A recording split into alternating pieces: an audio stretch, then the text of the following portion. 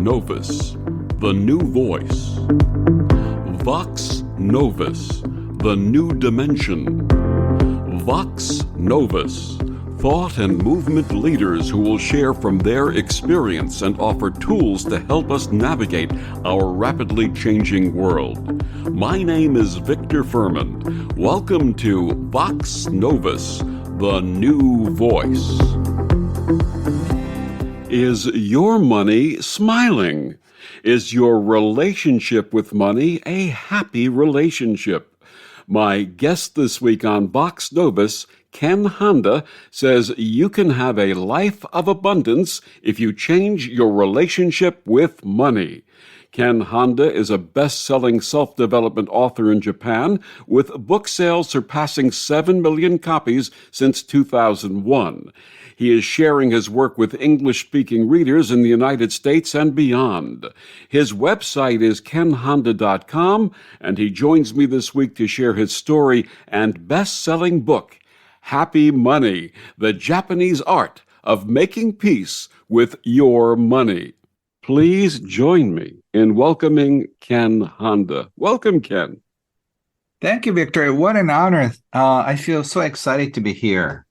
And I'm so excited to have you sharing your message all the way from Tokyo, Japan. Yes, I'm calling from the future. Absolutely. Ken, please share with our listeners your path and how it evolved into the work that you do. So, short story. I was born in Kobe, where Kobe beef is very famous. My father was a very successful tax accountant. So he started teaching me about money since I was 5 or 6. So he used to take me to the nearest shopping mall and ask me which one is making most money. So his money teaching was very practical. And later on, I started my own business in my early 20s, and I retired at the age 29 for 4 years for my baby daughter. She's now 24. And during the four semi-retirement years, I had this inspiration to write. And a lot of people asked me to write on money and happiness because I could retire so early. So, which I did because I had all the time in the world, and it became an author 20 years ago. And I published more than 200 books and sold almost 9 million copies of my books on happiness, entrepreneurship, and life purposes, how to monetize your gifts, and some novels too, which are going to be translated into English soon. So that's my background, and I've been teaching about Happy Money, which is the title of my book that I published a few years ago. So I've been teaching about balance between money and happiness and how to have both. Your wonderful book, as you said, Happy Money, the Japanese Art of Making Peace with Money, begins with a fascinating story about how you arrived at the title and the idea for your book after an unusual meeting with a woman at a gathering that you attended. Please share that wonderful story with our listeners. Yes, it's a funny, little bit mysterious story. I was at the party in Japan. I was surrounded by a few people, and this woman approached me and asked me if she could take a look at my wallet.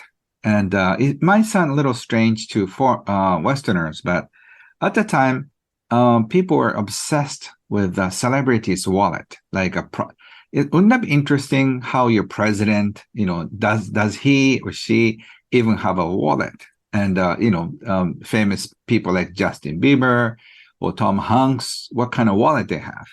So there were many magazine articles about it. So I said, okay, as long as you give it back to me. So I was kind of checking her while I was talking with people. And she took all the bills out from my wallet, and she started seeing something, checking something. And she said, this is good. This is great. Oh, this is wonderful. And she put all the bills, all my money back into my wallet and handed back to me saying, Ken, you passed the test. That was great. And I was a little confused because what do you mean by test and I'm okay? And she said, all your money was smiling in your wallet.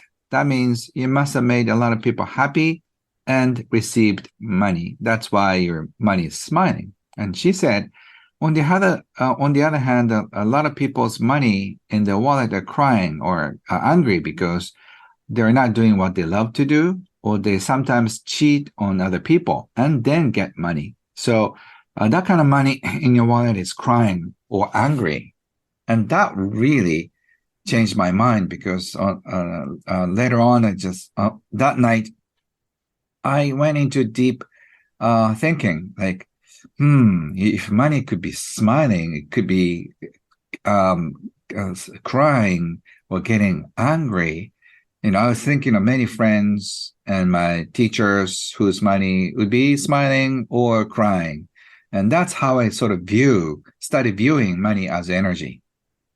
Did you ever ask her how she made that determination? So, she was such a mysterious woman. She just appeared and then left. So I don't even know her name. So sometimes I wonder if that really happened for real, but it was real because there were few of the people watching me, like, and because they were, we talked about it a lot after she left. So she introduced herself as a psychic, and she said she could see things that other people don't see. And from her perspective, everything is the energy. So the way you receive money determines your happiness.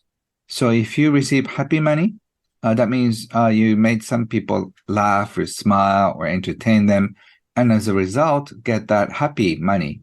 Your family is happy and you're happy, and all the employees in your company would be happy. On the other hand, if you're trying to take advantage of other people, or if you do the work that you don't like, you get irritated when you receive a paycheck. And then you get upset when your children waste your money, or your husband or your wife or your girlfriend and boyfriend. And also, you get upset when you pay the bills. That is unhappy money. So she really taught me how to look at the world in a different way. You make a very interesting point about arriving at the understanding that money is a form of energy. Many people don't realize that everything is really a form of energy. And money being a form of energy, if you give energy in the terms of bringing services or products to people, the energy that's returned comes in the form of money, doesn't it? It does. And everything started to make sense because, sometimes you feel good after meeting your friend or your client. And on the other time, you feel, like a very yucky feeling that, and most oftentimes you receive bad energy from the person you met. So it's interesting, I call it aftertaste. After meeting somebody or after having a chat with your client or boss, sometimes you feel so good, and the effect of meeting the person lasts for a little while. On the other hand, you get so frustrated, you feel like you got a shrinking feeling after your boss or your parents scolding you. That aftertaste of the person is very bad or bitter sometimes. So if you have that good experience, you have the sweet taste in your mouth and the money is Uh-huh. happy. And if you have the bad experience, that sour taste is in your mouth and you have the unhappy money. Yes, like Victor, you have such a deep and healing voice. I understand why you're so popular and loved. So a voice of that kind of person leaves a very, very good aftertaste. And I think I should say after good taste ear, or what I don't know in English, but your ears remember this comforting feeling that after listening to your voice for 10 minutes or 20 minutes, I think it's taking a healing shower of energy. So that's why I think you're loved. Thank you so much, Ken. That's a wonderful thing for you to say. Now, how can our listeners determine the difference between their happy money and their unhappy money? So I talk to thousands of people all the time and say if there's a crowd of 2,000 people, I just, jokingly ask everybody to open up your wallet. And then everybody, grabs his or her wallet. These days, people, have phones. So if you don't have any wallet, it's okay. Take a look at the credit card.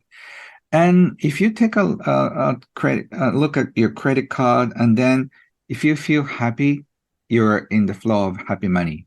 And when you look at your wallet and you look at your credit card, you start worrying about the bills. Ooh, can I pay all the bills, at the end of this month or this week? And that is unhappy money. So when you think of money, if your heart opens, you are happy. And when you think of money, your heart closes and you feel shrinking. That shows that you're living in the flow of unhappy money. So all of our listeners are thinking to themselves, we want more happy money in our lives. How may they invite more happy money into their lives? Yeah, before we begin the conversation, I have to point out culturally, I get often asked by North American and European audience. They ask me, Ken, how can I get more money? But in Japan or in the East, I tend to get questions. Ken, how can I satisfy myself more with the money I have? So it's a different attitude, approach. I'm not saying which is good or right, but instead of asking more money, you could be going inward and just find satisfaction with less money. But after that being said, the way to invite more happy money is to be more creative, more giving. If you give more, as a result, you receive more. So if you're good at consulting, you should do that more. If you're good at speaking, you should do that more.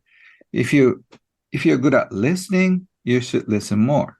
So by sharing what you have and who you are, you'll be more prosperous because people would love you more. People would love you sing, love you cook, love you speak, love you write. So as a result, you get more money. It's as simple as that. Does having a happy mindset promote prosperity? Yes, exactly. So you have to get out of this trance state that we don't have enough. There's not enough money going around. There's not enough clients. There's not enough everything. So we feel suffocated. So that's why we cannot find peace and happiness with money. When I was growing up, my father had passed when I was very young, and my mother was working. And my mother taught my brother, sister, and myself something that I think was the greatest life lesson I had ever received and that we had ever received. And that is, we always had a roof over our heads, clothes on our backs, food to eat, and the ability to go to school and do the things that we needed to do in life. And we never lacked for anything that we absolutely, truly needed. We had a sense of peace about money. That's beautiful. And I think I can feel that you're a happy person because of that. And under the same situation, you could be complaining about the all. So I think your mother must be such a loving person and also a happy person too. Absolutely, she was. How does the way people feel about money affect their ability to live in a sense of abundance? So when you feel boxed in and when you feel like life is treating you unfair, that is the source of all the unhappiness. And I think it's unfortunate to see that's what's going on in North America. I brought my daughter to Boston for a year and a half for her education. So she didn't understand a word of English, but on the first day of the school, I still remember, it's almost 20 years ago, she came back to me and said, Daddy, everybody was saying one phrase and I don't know what it means. Can you teach me? And I asked her, what did everybody said? What did every kid in the school say? And she said, it's not fair. And I think it's so deeply rooted in American culture that you don't feel like you're treated equally. And that seems to be the core trigger of North American culture. We have a different, stuff in Japan or in Europe and other countries. So in North America, there's this feeling that everybody has to be treated fairly or equally. Maybe Constitution says so. But I think life is not really fair. Some people are born with riches or more better looking or good looking or a healthier body. And so life is not really fair. But somehow people think that life has to be fair. So I think this is a harsh reality. Life is not fair. But the good news is the distance to happiness is the same for everyone on this planet. I think it's a great news. Even if you're born into a beautiful family, great riches, you're good looking, you're perfectly healthy. But if you start complaining about your situation, you lose happiness. So the distance to happiness is the same for everybody. There's an old expression that says, life is a question of attitude. If you're not happy with your life, change your attitude. Yes, exactly. So, but it's hard to do it because we feel somebody is taking taking advantage of me, or somebody gets a better something and better iPhones or cars or salary, and I don't. So this sense of I deserve this is such a big killer for your happiness. So unless you change internally, it's hard to maintain peaceful energy in your life. And how would you suggest that our listeners who are in that situation approach life and make the change so that rather than feeling that there's a sense of lack, that there's a sense of everything they truly need? So realistically, I want you to assess your life. There may be some bad or good things. So I'm not telling you to focus on only the good because life is a balance, yin and yang. So you have to write down what's good about it, what's not good about it, and let's face it. And you have a choice of looking at either way, either side of the life. One of my students was with a single mother who was complaining about her little pay because her boss is stingy, and after joining my seminar and just listening to a few classes, attending a few classes, she realized that she was so lucky. She doesn't have a college degree, but her boss was generous enough to hire her. So she started appreciating him. She started saying thank you more. And actually, she wrote a short card saying, thank you so much for all these years. I really appreciate you for keeping me. And her boss was shocked because she never said thank you. And he never said thank you back either. But because of the thank you he got from her, he started thanking her. That was a big surprise for her because she never heard her boss saying thank you. So to her surprise, she got a big bonus and a big raise in a couple of months. So that means your thank you or appreciation changes people's attitude. So it has to happen from you. If you want to change your husband to say thank you more, you have to thank him more. If you want your wife to be more appreciative, you have to appreciate her for being in your life. You have to appreciate your boss if you want him to thank you or her to thank you. So that's how it goes. And this is the power of gratitude, something that many people don't realize how important it is to be grateful for everything that we're given, everything that we've earned, everything that comes our way deserves gratitude, doesn't it? It does, but it has to come from inside. I don't know if your parents have told you when you were small, did you say thank you? Have you forgot anything to say? And then you have to say thank you. And when that thank you, we're told to say thank you, or we're told to appreciate. It's not the real appreciation. So it has to come from inside, genuine thank you. So appreciation is not forced to be squeezed out. So that is something you have to watch out. So just sit down and just simply start thinking about your life. And then if you feel a gratitude from the bottom of your heart, that is a genuine thank you. But if you try to squeeze out, just thank you, it without any energy, it doesn't count. My mother, again, taught my brother and sister and myself the importance of gratitude, of saying thank you and really meaning it, of being kind to everyone, of being courteous. If you go through a door, hold the door, look behind you, see if someone else is coming, and hold the door for them. And I think that type of teaching is fundamental, and all children should learn that way. Exactly. And I think that's what we are losing in a modern society because even though we want to hold the door, we have a smartphone on the other on the other hand. So, we're busy. So I think when we feel the busiest, that's the time when we take some time for other people and yourself.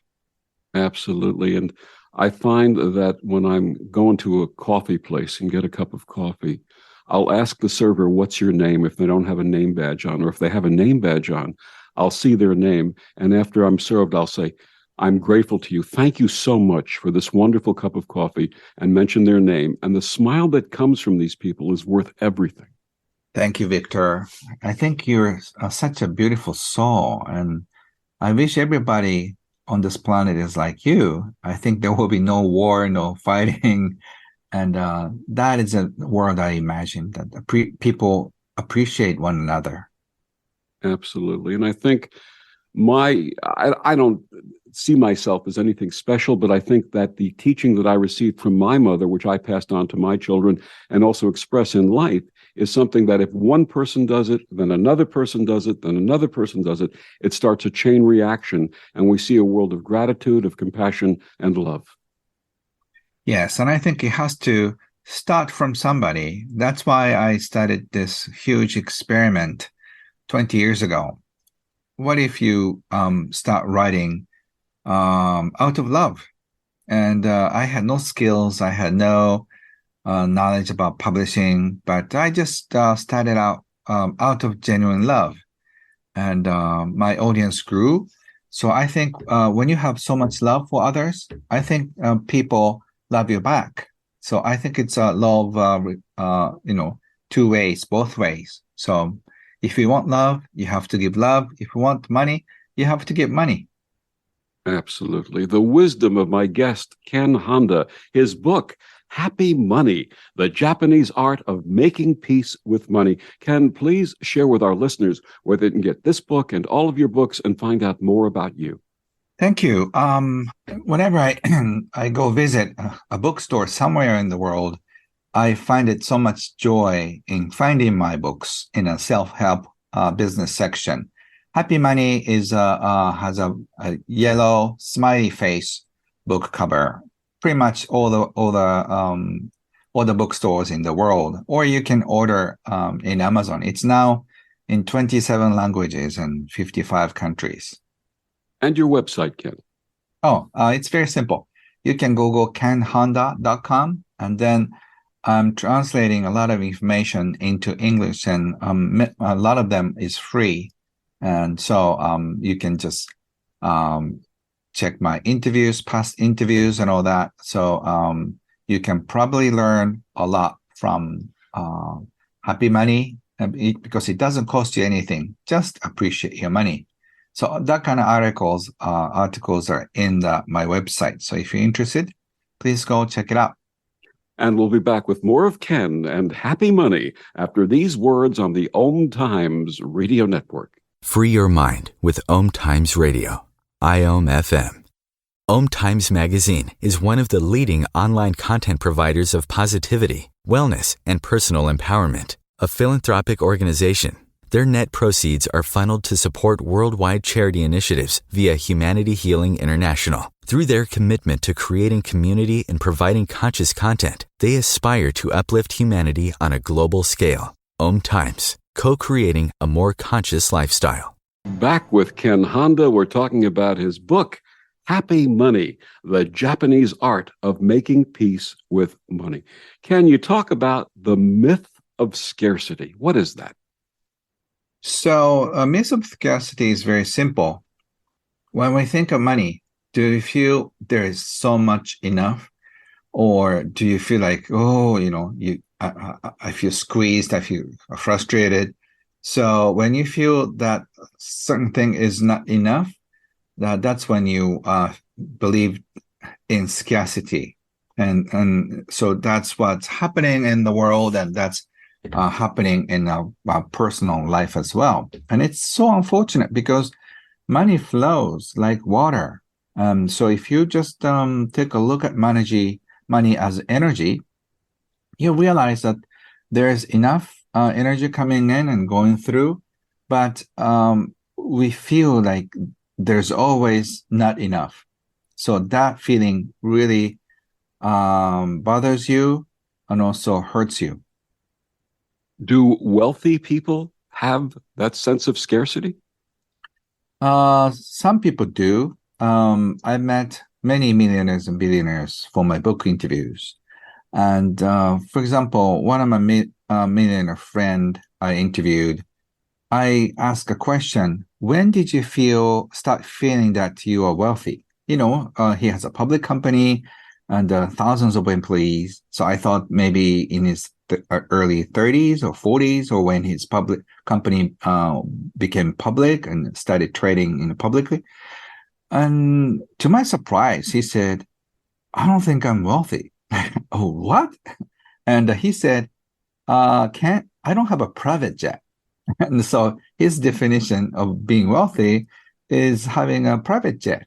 And later on, I met somebody with a private jet, and I asked the same question, and he said, "Oh, yes, I know I have a private jet, but I'm not wealthy at all." Like, what?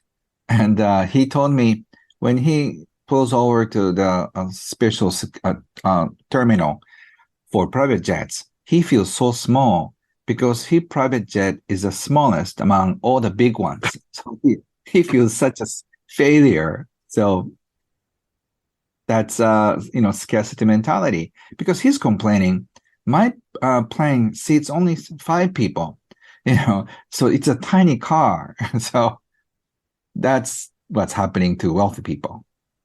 You share that money is not the problem. We are the problem. What do you mean by that? So wealthy or not, most of us have money problems, which is we feel like drowning in the mountain of bills.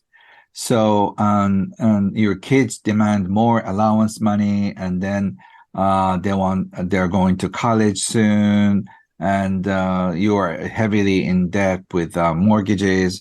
So a lot of us are feeling there is not enough money coming in, and there are so many bills and taxes, and these days gas prices and food prices are going up. So we feel like it's almost impossible to make both ends meet, or just keep growing our financial nest for our retirement. So when that frustration comes in, we feel overwhelmed. So instead of feeling peaceful and happy with the money you have, unfortunately, many people feel lost, overwhelmed, frustrated, and some people are in fear because of the bad relationship you have with money. You share in Happy Money that there are 7 money personality types. What are those types? And please share a little of each of them with our listeners. Yes. So, for example, there's a money spender type who loves spending. So he or she loves spending on clothes, cars, houses, and they love to go on expensive vacations. And their motto is, I want to experience full out, because they have a fear of missing out. So they are the spender.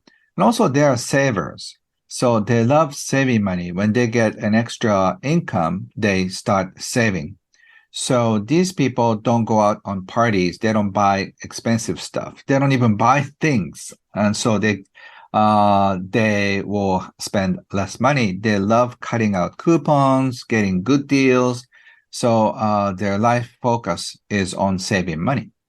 And there are those who are money gamblers. They gamble with their money. They go to casinos, and sometimes they may be business owners, but they gamble their business. So they invest in high risk stuff like trading, day trading, or cryptocurrency investment. And there are those warriors. They worry about money. My mother was like that.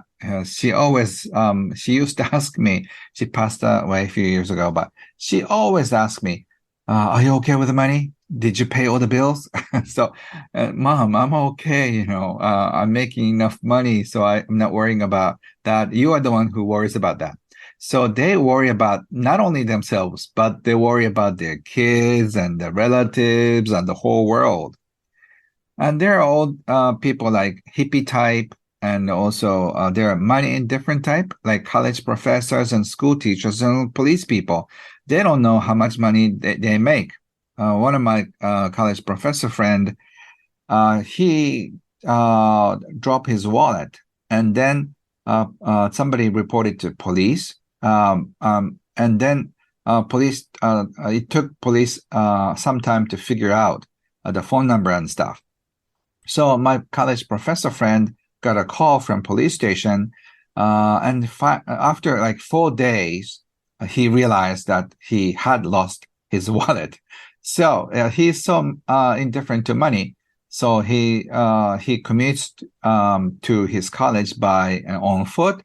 He never buys anything on the way or to the college and back. So he doesn't spend any money. And he doesn't even know how much he earns and how much he has. So there are those people, very different. And what's interesting is that even though they are born and brought up in the same household, your brothers and sisters end up spending a completely different life. It's because of the money personality types. And once again, I'm not saying which one is better than better than the other. They're just the different characters. So it'll be great if you could appreciate one another.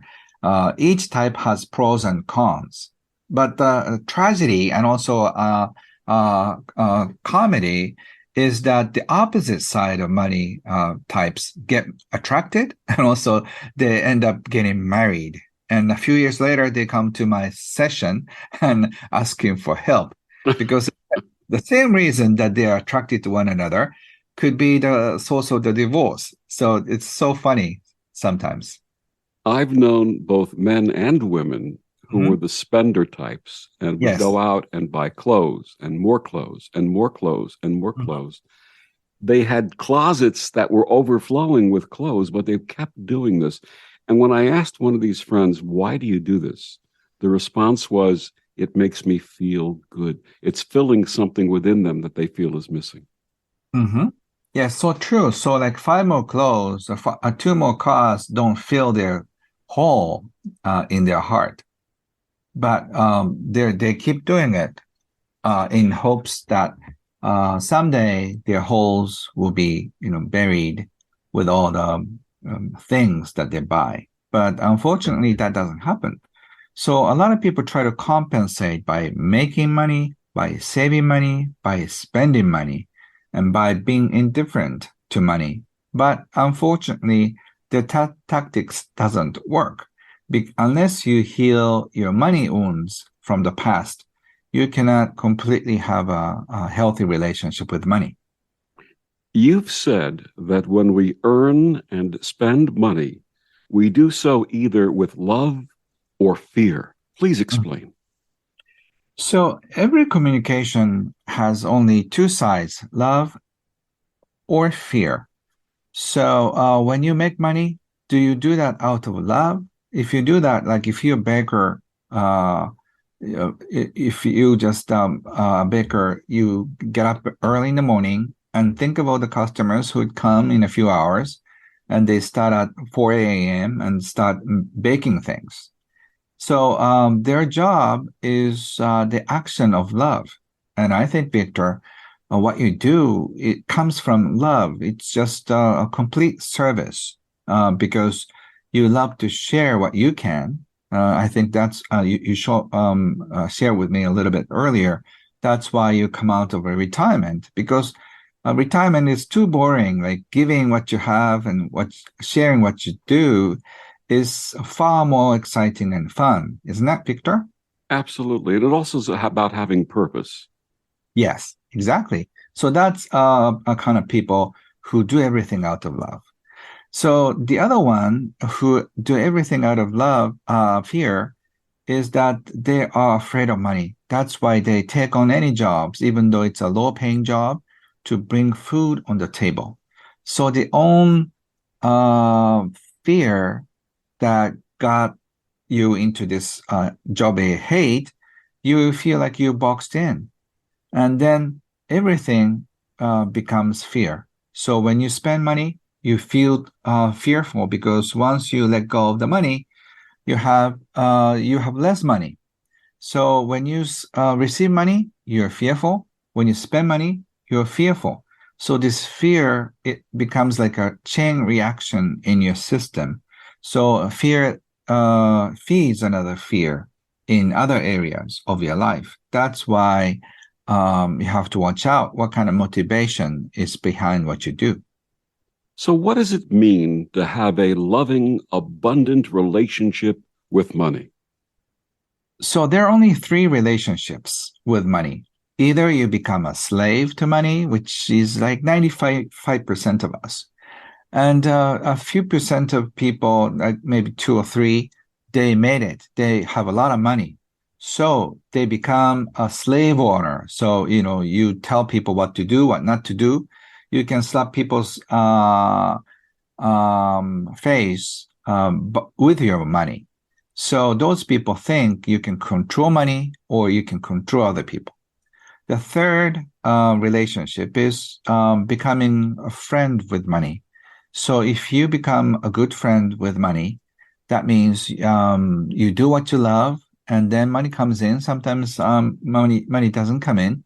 It doesn't really matter because you're well taken care of financially.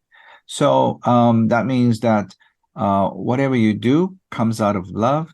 And then when you want to travel, money comes in as your best friend saying, okay, got it. Just book a ticket, book the hotel, book an Uber. So money will get everything for you. So if money becomes your friend, you can do anything in the world. And of course, since money is your best friend, you don't ask like a huge thing, like out of your pocket, out of your budget. You don't do that to your best friend. So you have a good relationship, being very realistic, yet money tries to achieve everything that you hope for. And you also share that our relationship to money is indicative of our relationship to everything else in life. Yes, Victor, because money touches every area of your life. If you have money issues, your relationship gets influenced by that. If you have a lot of stress around money, your work situation gets disturbed, because if you feel like you have to make a profit too much, you have sketchy or business, and then you are not really serving your clients and customers. So as a result, you're going to fail. If you don't have money, or if you don't have a good relationship with money, you go stingy with your health, and so you try to eat cheap food, or even if you get sick, you don't go to a doctor to save money. And I think which is a tough situation in North America. Health insurance is very expensive. The other day, by the way, I went to a dentist for checkup, and do you know how much it cost? It costs only $4. And in North America, you get charged $400, right? So if you don't have money, or if you have money issues, you can't even see a doctor. And if you have money issues, you worry about it. You're fearful. And that means your peace of mind gets disturbed. So unless you have a good relationship with the money, it ruins your relationship, your health, your mental peacefulness, and also work, and also relationship with your kids, your husband and wife and girlfriend, boyfriend, with the parents and friends. Everything touches, money touches, will be influenced. You had talked before about couples who have different approaches to money coming to you for marriage counseling, actually. Yeah. A Yes. husband and wife fight all the time about money. What can they do to fight less about money? So I didn't intend to start a marriage counseling, but I think it started out from a CEO of a company who kind of complained, Ken, could you see my wife? And okay. And then he brought his wife. She looked very a spender type because she's wearing a high brand, and then she looks expensive. She looked very expensive. And I asked them where did they meet, and it's interesting, moneymaker type gets attracted to spender woman or spender man because they know how to, they seem to know how to enjoy life. And moneymaker type are busy with making money doing their businesses, so they didn't have enough time to enjoy. So this money spender type open new doors for moneymakers or savers. You can enjoy your life more. So you fall in love with them. From money types, money makers or savers seem very attractive because they can finance you. So they fall in love. But in a few years, the spender type thinks, my wife or my husband is such a stingy person and also so boring. He or she does only work. They talk about saving. They talk about money making. Life is to be enjoyed. I want a divorce. And the other one thinks like, if my wife or my husband keeps spending the way he or she does, I think we're going to go bankrupt. I need a divorce. So that's what happens. So you have to remember in the early process of your relationship, what were you really attracted to? So you have to learn from one another. If you're a moneymaker, you have to know how to enjoy life. And if you're a spender, you have to learn how to make money or how to budget yourself.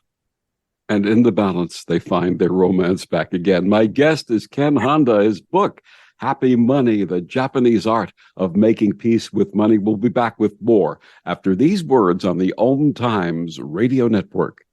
Humanity Healing International is a small nonprofit with a big dream. Since 2007, HHI has been working tirelessly to bring help to communities with little or no hope. Our projects are not broad mandates, nor are they overnight solutions, but they bring the reassurance that no one is alone and that someone cares. To learn more, please visit humanityhealing.org. Humanity Healing is where your heart is. Back with Ken Honda, his book, Happy Money, The Japanese Art of Making Peace with Money.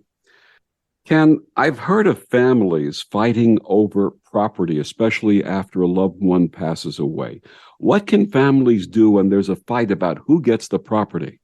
So once again, it's a sense of fairness.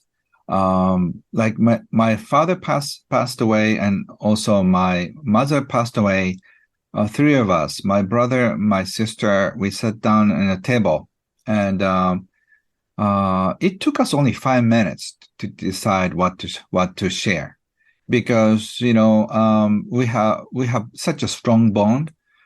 So when we love each other and we know each other's financial background, so it took us only just a minute for me, minute for my brother, minute for my sister to share about the feelings, and then in 2 minutes everything is clear. It's because my parents were smart enough to just give us great bondings among brothers and sisters, and also we agreed that we're going to have peace no matter what.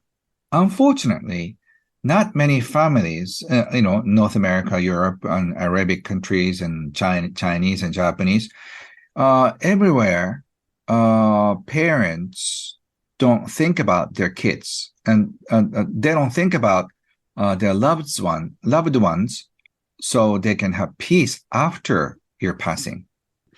You have a very special relationship with your daughter. What is the main thing, in your view, that parents must teach their children about money? Money is fun, and life is to be enjoyed. And to do that, you have to make many friends. And I think that's a few things that I teach to my daughter. And what do you teach her about the value and creating her own happy money? So she started singing professionally last year. And so we did a few events together because it marked my 20th anniversary as an author. And it's her first year, and her stage name is Stella Venus. And I think you're going to hear her music soon, here and there. She sings in Japanese, Chinese, and English. And what I taught her is that sharing what you love for her, sharing her music, and getting supported by people. That's what counts. So instead of just focusing on how to make money, you just focus on sharing and let other people love you. So that's what I have been doing for the past 20 years. I feel like my job is connecting hearts with people. So not only with mine and theirs, I have created a community. I have one of the largest online salons in Japan. So people meet on and offline so they can support one another. So by creating community like that, I've been supported and loved by so many people. So sharing what you love and being loved by those who appreciate your stuff, I think that is a secret of life. And if you're surrounded by a few hundred people, you can make a living. And if you are surrounded by a few thousand people, you can make a decent living. And if you're surrounded by millions of people, you receive so much money by doing what you love. Love is the greatest form of currency.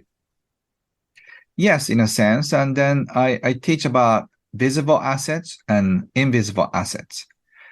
People are so obsessed with visible assets, but that only pays the bills. What counts emotionally and energy-wise is invisible assets, which I think a few years from now, people will start thinking seriously about invisible assets. And invisible assets is the feeling that you have inside toward yourself, toward the world.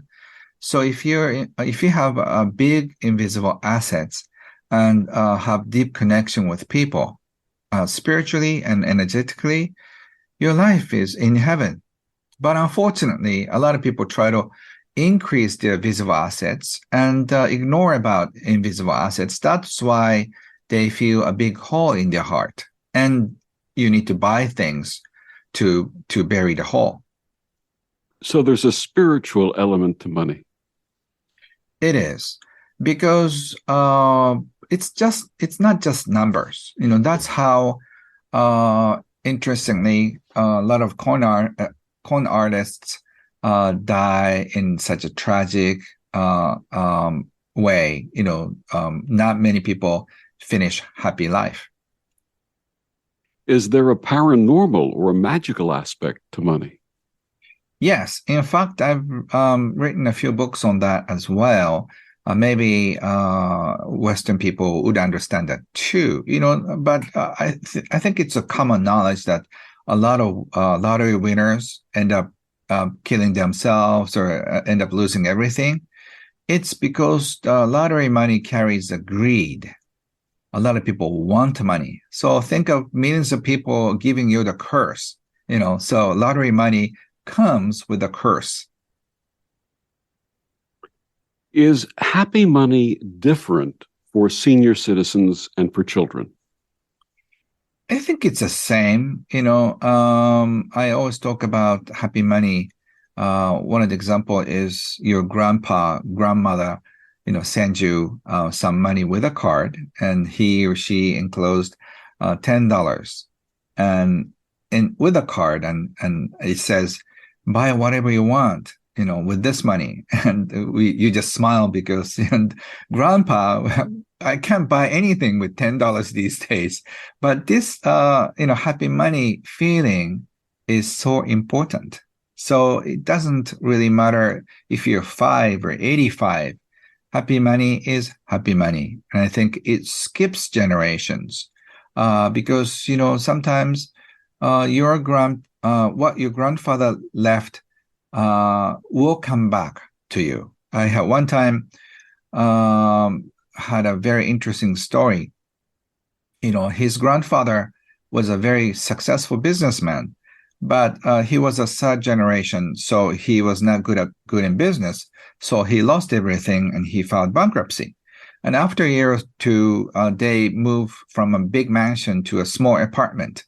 So the person who used to work for his grandfather came visit him and saying that his grandfather was a mentor, and because of your grandfather, I became a millionaire. So just cheer up. And he left the set of sukiyaki. And then, it's a beef and the vegetables are in a big box. And at the bottom of the sukiyaki set, to cheer the family up, there is an envelope, and there is a check saying, thank you. I can pay back all the things I received from your grandfather. And there is enough money to buy a house. So this guy can start his business over and become successful. So happy money skips generations. So when you do help other people, they remember you. So Victor, your grandkids would get benefit from all the work you do. Mm. And what about people who are truly struggling with surviving from day to day? Yes, those people, you have to learn the skills of asking for help. You need to ask for help from churches, government, your neighbors, or your relatives.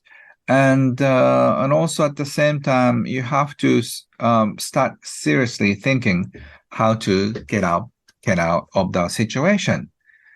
Oftentimes, you are getting paid very little because you do what anybody can do. So you have to come up with better ideas, become more creative about changing jobs, and start doing something you are good at. So if you start doing what you're good at, like sales or listening or speaking or whatever, that you're a little better than other people, you're going to get out of the minimum wage. And after getting out of that, you can start making more money. So you need to you can make both ends meet. So the money problem is there are only two things: you make too little or you spend too much. And a lot of financially challenged people, they spend too much, because of stress they feel.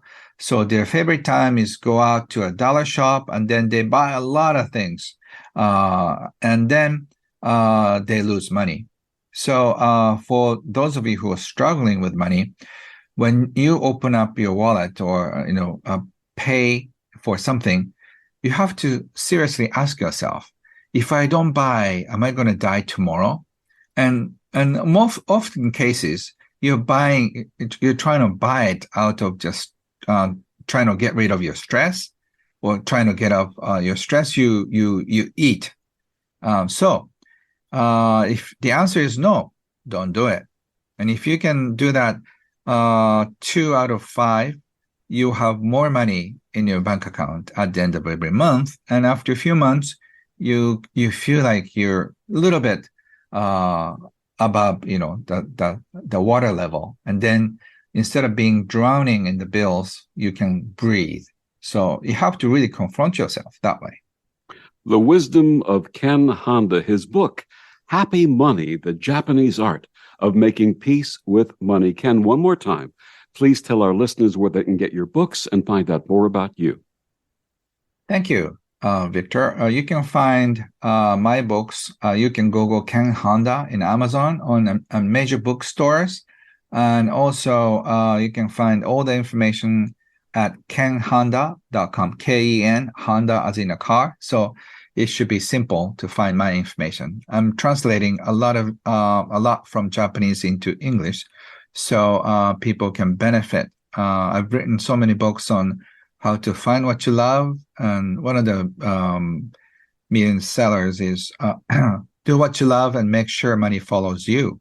So I've written many articles on how to find what you love, how to monetize them. And I also started an online community called Arigato Living Community, where we meet once a month. People come from 20 different countries. So we meet once or twice a month, one time for European time, European African time, the other time, North, Central, and South American time. So I hope to see you somewhere because I'll start traveling around the world. So I hope to see you somewhere on this planet. Ken-san, domo arigato. Victor-san, thank you so much. Arigato for your beautiful quality time. It's a beautiful way to start my day. Thank you. And thank you for joining us. I'm Victor, the Voice Fuhrman. Have a wonderful week.